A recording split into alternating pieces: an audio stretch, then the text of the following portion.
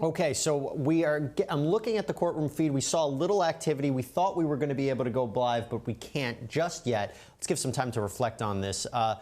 Jim, when you're listening to the cross-examination of this witness, what stood out to you? Because really, we were all waiting for the use of force expert from the state. This is one of their key witnesses. How do you think the defense did at striking at his credibility?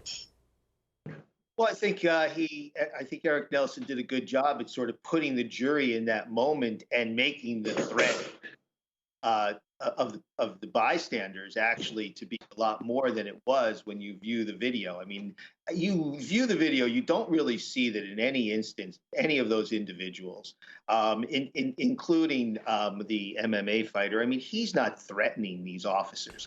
Well, just to play devil's advocate, he did say, if you lay your hands on me, he said he was going to beat both of them up.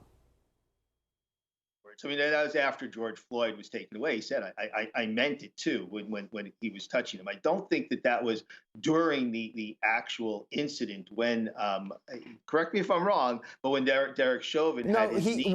When he was on the ground, again, I'm just reiterating what ultimately happened in the video.